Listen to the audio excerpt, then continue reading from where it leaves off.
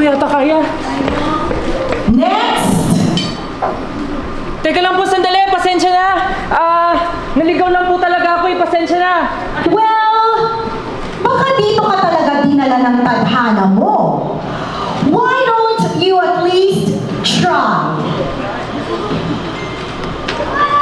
Kaya ko naman, di ba? Yes! Kaya ko ba? Yes! Sabagay, pinaghandaan ko to eh.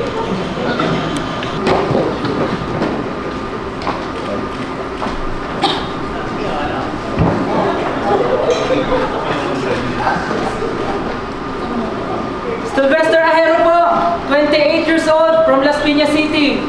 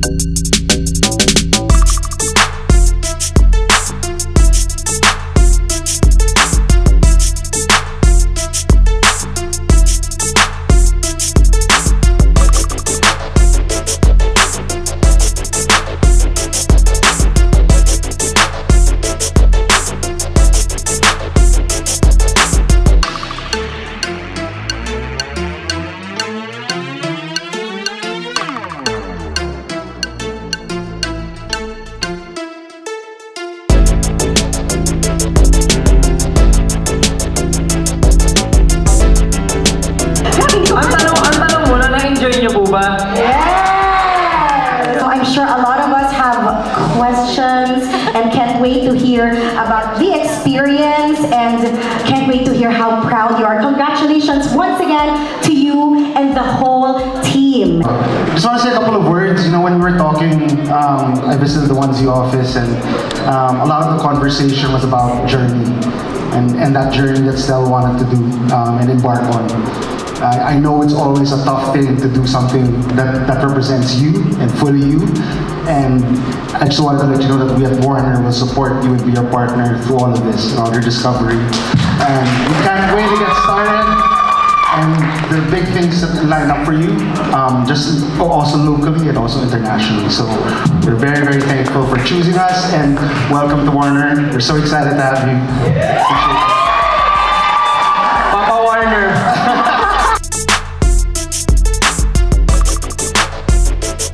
Kanina pagising ko, medyo wala na yung nararamdaman. Pagpunta ko dito, doon ko mas na-feel na parang, grabe, ito na talaga yun, wala nang atrasan. Hindi ko na mapapa-atras yung venue kasi bayad na. Hindi ko na mapapa-atras lahat kasi yung catering nandito na.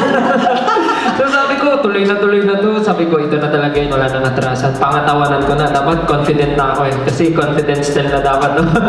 Ganun. Pero, ayun nga, today, sobrang happy lang kasi, nakaka-pressure siya to be honest. Pero yung pressure na yun, babalik na rin natin into excitement para hindi pumasok dito tapos mapagod agad. Pero yun, super happy and sobrang content yung heart ko sa support na natatanggap ko today. Yung mga tao sa paligid ko, sila yung nagiging dahilan kung bakit hindi ako nagbabago. Kasi nakikita ko sa kanila na kahit sila naman may na-achieve sa buhay, walang nagbabago sa kanila. So, bakit ako magbabago dahil lang may na-achieve ako? So, parang everyday na may na-achieve ako, hindi naman na-achieve ko yun dahil sa sarili ko lang. Na-achieve ko yun dahil sa tulong nila. So, anong karapatan kong magyabang dun sa isang bagay na hindi lang naman ako yung dahilan kung ba't nangyari yun. Sila rin naman. So, dapat, kung magyayabang ako, dapat magyabang sila. Eh, hindi sila nagyabang, hindi rin ako magyayabang. So, ganun lang yun. Parang ganun. And yung second question ko, sorry. Ano nami-miss mo sa Private life. Yung ano po, makapag-mall. Hindi na po ako nakakapag-mall Hindi na with talaga? family. Opo, hindi na nakakapag-mall with family. Yun pa naman yung favorite namin, minsan kakain lang. Pero ngayon, order na lang, gano'n, or luto na lang sa bahay, gano'n. Actually, kahit kaming 5, dati nakakanood pa po kami ng sine. Kaming 5, lumalabas. Oo. Pero ngayon, hindi na po talaga kaya. Pero hindi naman po kami nagre-reklamo. Wala, ganun po talaga. Okay. This is the right time to share naman yung mga natutunan namin the past few years. Kasi feeling namin, as SB19, medyo baguhan pa kami sa industriya. Pero yung mga nalalaman namin, yun yung mga bagay na gusto namin baguhin. Tapos yun yung mga ituturo namin sa mga bagong henerasyon. Sabi ko ng bagong henerasyon ngayon. Dahil tingin namin yung mga Pilipino, napaka-talented. Napaka-talented. Talentado ang mga Pinoy. Napaka-talented talaga ng mga Pinoy. And tamang suporta lang yung kailangan. And tamang pag-guide. Paano nila gagamitin yung instrumento na meron sila. Doon mas lalong makikita at may papakita yung best version nila. So, napag-desisyon na namin na this is the right time para maglabas na or magturo na sa mga bagong henerasyon kung ano yung mga napagdaanan namin before na yung mga mali dapat baguhin na ngayon. So, ayun po. Okay, so feel free to continue taking your photos.